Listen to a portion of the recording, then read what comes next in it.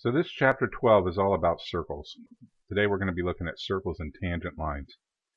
You already know that the definition of a circle is the locus of points that are equally distant from a center point.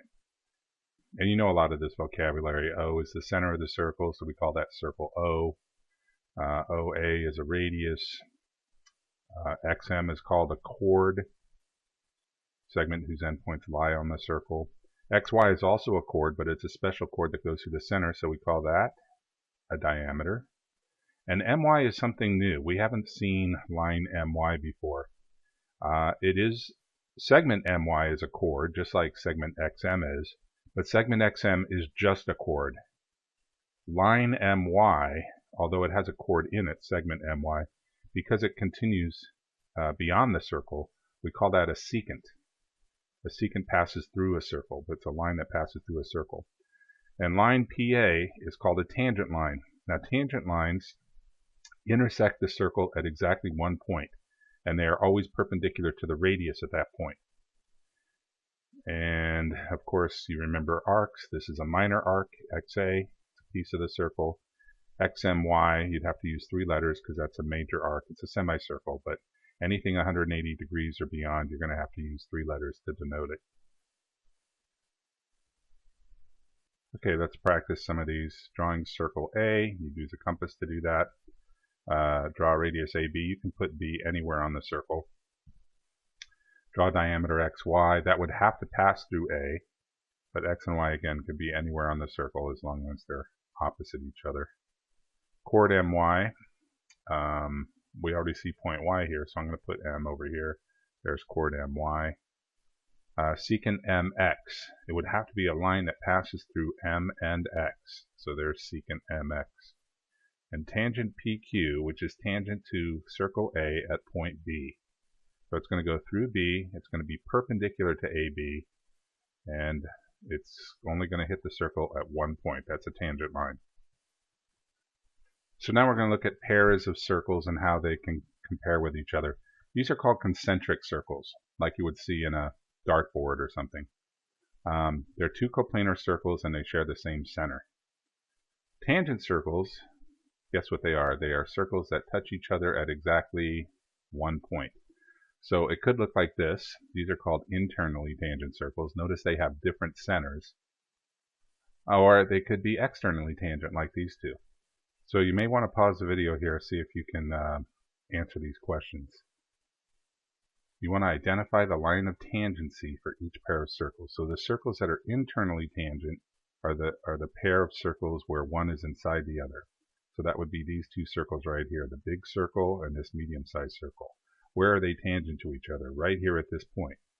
So if you drew a tangent line that passed through the circle at that point, it would look like this. What's the equation of that line? That's the line x equals 1. Now the 2 circles that are externally tangent would be the big circle and the little circle, and they are tangent to each other here at this point. What's the equation of this line that passes through that point? Y equals -2. So here we're going to look at all the tangent lines that could be common to both these 2 circles. So here's a common tangent. This one line is tangent to both circles. Is there another one somewhere? Yes, right here. Can you think of any others? Well, you could have one. These are called external tangents. But if you had the same situation, you could also have an internal tangent here or here. Those are called internal tangents. So true or false, the external tangents of 2 circles have the same points of tangency as the internal tangents. Do those look like the same points of tangency to you? I don't think so. These are external tangents, and those are the points of tangency. And here are the internal tangents, and you can see those points are definitely not all the same. So here's a construction. We're going to construct a tangent line to a point on a circle. So here's point B. I want to construct a line that's tangent through B, and it's got to be also perpendicular to AB. So, as you may have guessed, if it's got to be perpendicular to AB, we're going to be using the perpendicular bisector construction, the fish. So I'm going to first construct 2 points that are equally distant from B. I'll take my compass, I'll put it on this side, draw an arc, Do not change your compass setting and put the same arc on the other side. Now you just do the fish. If you label those points x and y, you just do the perpendicular bisector of xy, making an arc. Do not change your compass setting, make an arc on this side. And where those two arcs intersect, you draw a line through there, and there's your tangent. Okay, a couple of theorems. If a line's tangent to a circle, then it must be perpendicular to the radius. We already talked about that. And the converse of that is also true.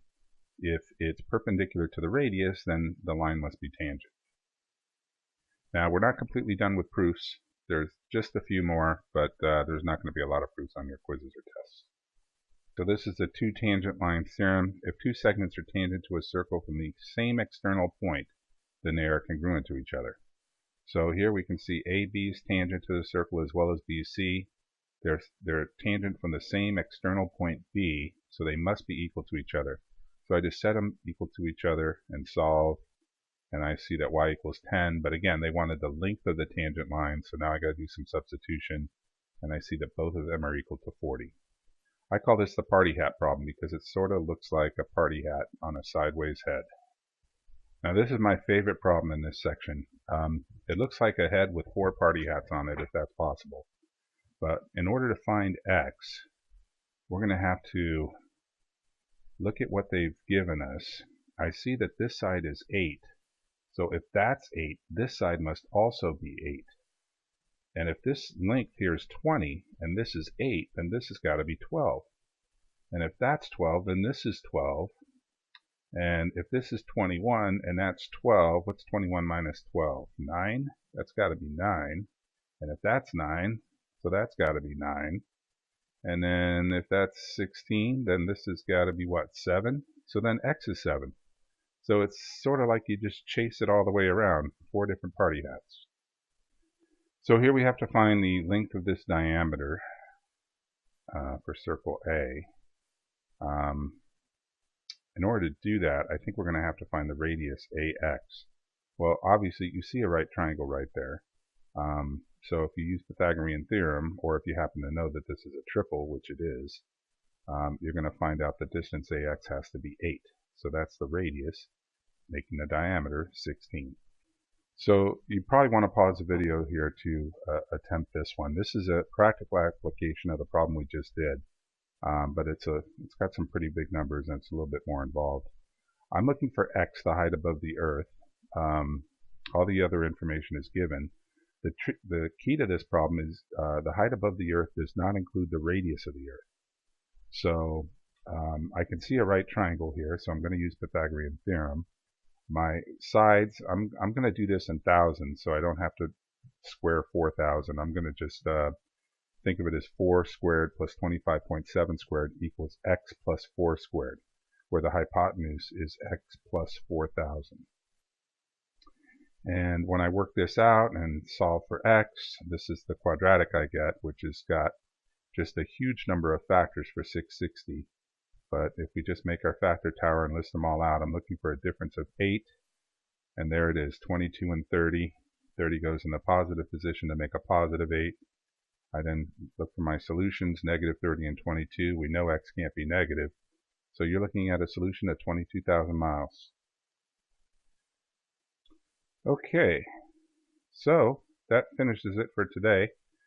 I think a long yellow thing sounds pretty good right about now, so I'm going to go get one. Have a great day.